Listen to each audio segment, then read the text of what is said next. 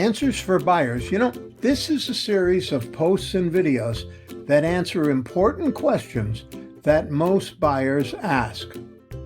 And we post more answers almost every week.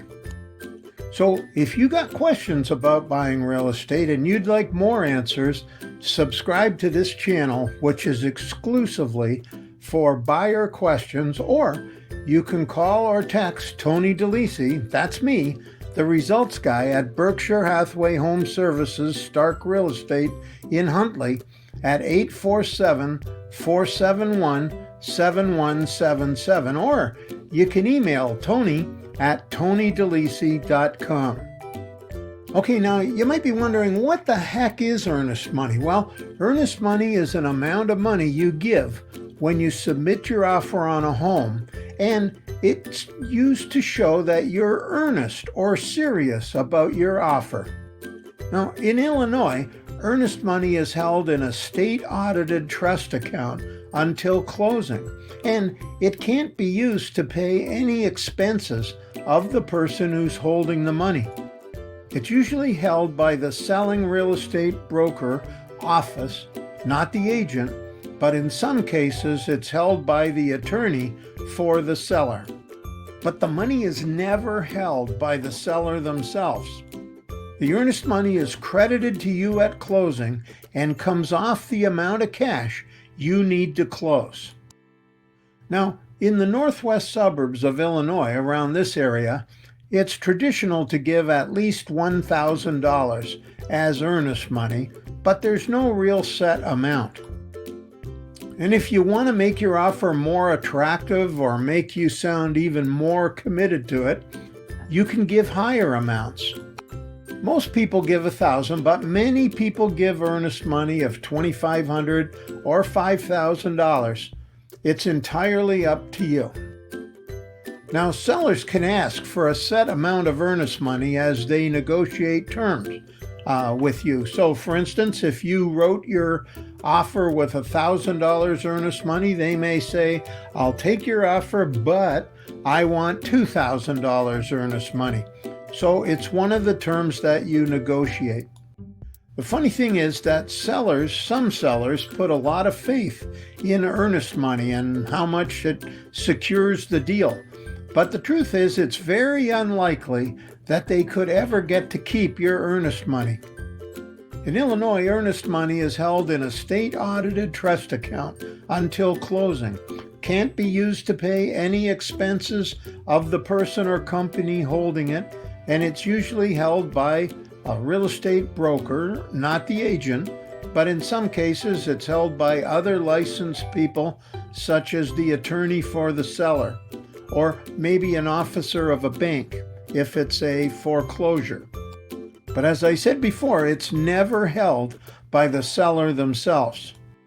Now, theoretically, yes, it's true, you could lose your earnest money, but it rarely happens. In fact, I've never seen anyone lose their earnest money in my 8 years in real estate in this area.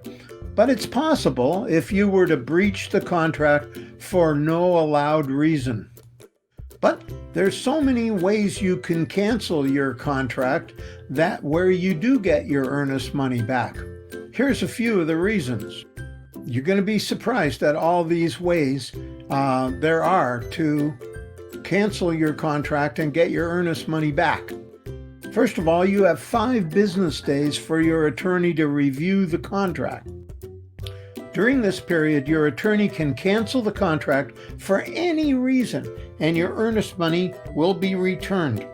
The attorney doesn't even have to say what the reason is. Now, you also have 5 business days to inspect the property using a licensed home inspector. Now, if the inspection reveals any items you feel are too expensive to repair, or just things you don't want to repair, like maybe there was mold and you never are going to feel comfortable in the house because of that, well, you can negotiate with the seller to pay or partly pay for the repairs, or you can cancel the contract and not lose your earnest money.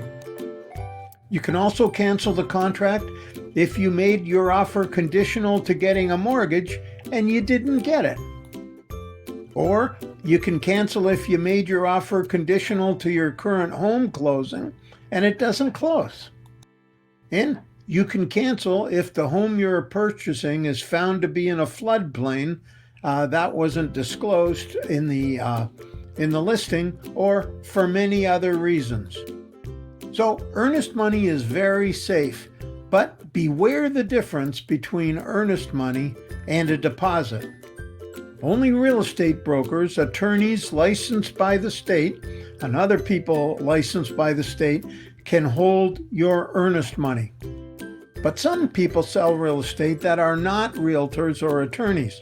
For example, if you buy from a builder building new homes, they don't have to follow the same rules. Some do, some don't. Same if you're buying a home from a private person that's selling their own home, they don't have to follow the same rules or use the same contract. And their contract may specify reasons why you can lose your deposit. Now, some people say that you're giving earnest money, but it's actually could be a deposit that you're likely to lose if you breach any terms of the contract. So be careful and consult a licensed realtor or attorney about whether money that's being asked for is earnest money or a deposit before signing anything or giving any money. So, do you want more answers about buying real estate? We're creating a series of posts and videos that answer important and practical questions that most buyers have. So subscribe to this channel so you'll get all the videos as we make them, and call or text me, Tony Delisi, the results guy at Berkshire Hathaway Home Services, Stark Real Estate in Huntley, Illinois, at 847-471-7177, or email me at tony@tonydelisi.com.